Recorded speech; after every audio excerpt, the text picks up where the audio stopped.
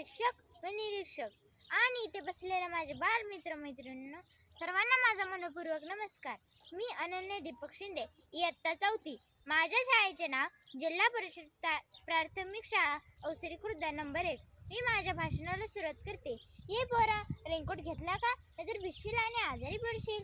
ये पोरी, स्वेटर घालून जाताना नाहीतर थंडीने आकडी होईल तुझी.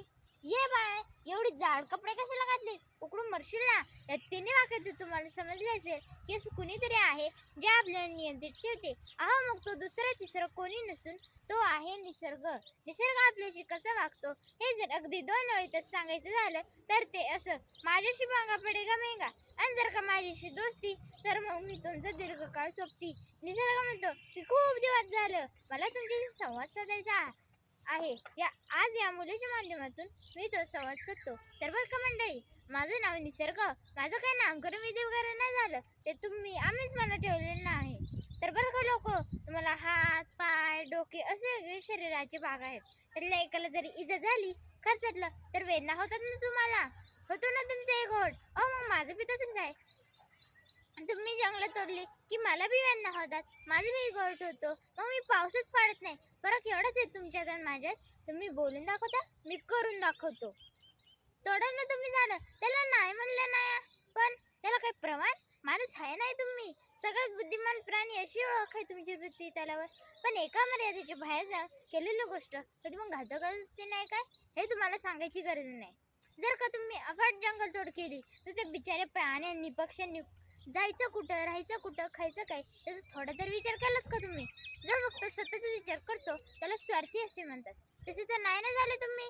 पूर आलं, ऊन वाढलं, पाऊस पडला नाही, भूस्खलन झालं तर तुम्हीच म्हणता ना आता पहिल्यावानी नाही राहिलं, त्याची मर्जीचा राजा झालाय, असं सर्रास बोललं जातं. तुम्ही माझं समतोल ढासून तुम्ही तुमच्या भविष्याशी खेळत आहात हे लक्षात असू द्या. करा तुम्ही प्रगती करा, पण प्रत्येक गोष्ट करताना हा विचार करा की याचे तोटे किती आहेत. तुम्ही तुम्ही माझा मित्र दोस्त मानता ना, मग त्याच मित्राला एवढं लुबाडणं. शेवटी तोही तुमच्यासारखाच आहे. जर का तुम्ही त्या मित्राला बुडवायला निघाला तर तुम्हाला पायाखाली घेणारच. यात गैर ते काय आहे? तुम्हीच म्हणता ना, जो संकट काही मदत करतो आणि चुकलेल्याला मार्ग दाखवतो तोच खरा मित्र. म्हणूनच म्हणतो, तुमच्याशी गोड गोड बोलून तुमची बोडवण करण्यापेक्षा जिथं चुकताय तिथं योग्य वाटेवर आणायला आवडेल.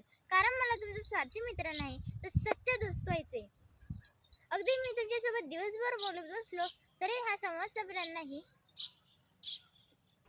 मला जे सांगायचं होतं ते मी सांगितलं. आता मी निरोप घेतो. बाय बाय निसर्ग. खुश गेला एकदाच आपल्याला शांतपणे शिकून असं वाटतंय का? माझा समजू नका. जर तुम्ही लहानपणी निसर्ग अनुभवला तर आम्हाला व पुढच्या पिढीलाही अनुभव द्या. खरं सांगायचं तर पावसाळा सुरू झाल्यापासून धबधब्याखाली खूप भिजायची इच्छा होते, पण मनात अशी भीती वाटते की डोंगर तर कोसळणार नाही ना. जसं माळीण आणि ईर्षावाडीचं झालं तसं तर नाही ना होणार. मग वाटतं जाऊ दे, मरू दे, बसू घरातच. शिट, एवढं बोलून मी थांबते. जय हिंद, जय महाराष्ट्र.